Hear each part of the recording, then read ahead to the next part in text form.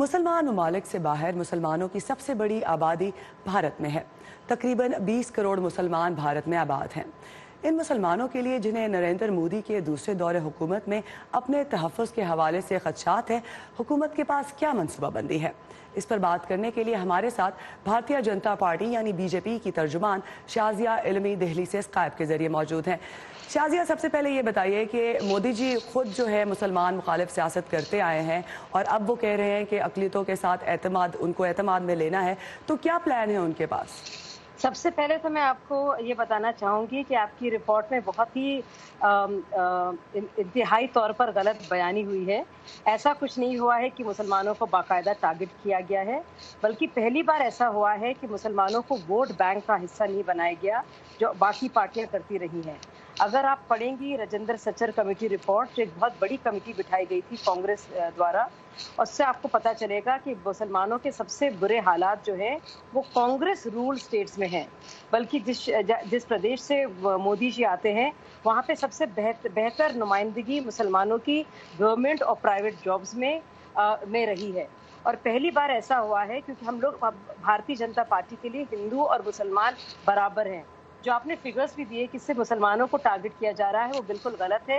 आपने एक और भी हवाला दिया आपकी रिपोर्ट में, जो बहुत ही सिलेक्टिवली पिक किया गया, जिसकी मजम्मत यहाँ पे भी हुई है बहुत ज्यादा, और शायद आपके जर्नलिस्ट अप टू स्पीड नहीं है।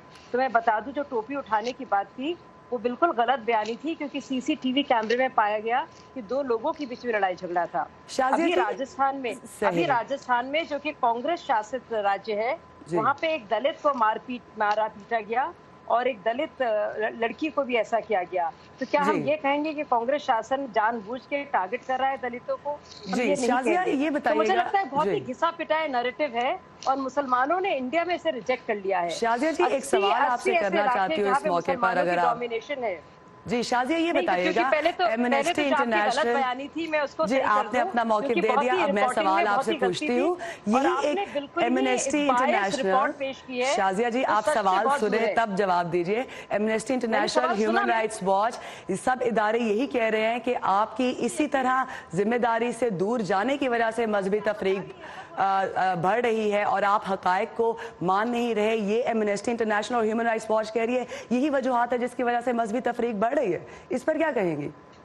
आप बताइए, जो सरकारी आंकड़े कह रहे हैं वो खास तौर से बताते हैं कि एक भी राइटिंग का मामला नहीं हुआ। इतनी राइटिंग होती थी हमारे देश में, पहली बार ऐसा हुआ है कि राइट्स नहीं हुए हमारे देश में, जो लगातार और सरकारों में रहे हैं।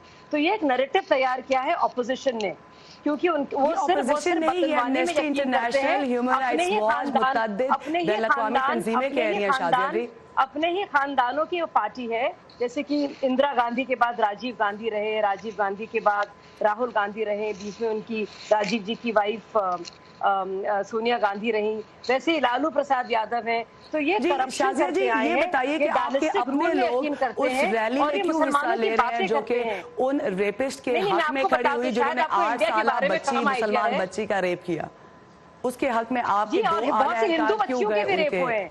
बिल्कुल है। और हम बात कर रहे हैं अक़लियतों की, मुसलमान बच्चियों के एक ही बार नहीं रेप हुए हैं। मुसलमान बच्चियों के और हिंदू बच्चियों के और सिख बच्चियों के रेप और दलितों के रेप होते रहे। और बहुत ही ये शर्मनाक बात है, शर्मसार करती हैं सब हरकतें हम सबको। लेकिन ये कहना कि सिर्फ मुसलमान बच्चियों के साथ हो रहा है या उन्हीं को सिलेक्टिवली पिक करना, मुझे लगता है एक खास एजेंडे के तौर पर बात करना होगा। Shazia ji, thank you so much for your time. हमारे पास वक्त इतना ही था। बहुत शुक्रिया हमारे साथ दिल्ली से साथ देने का।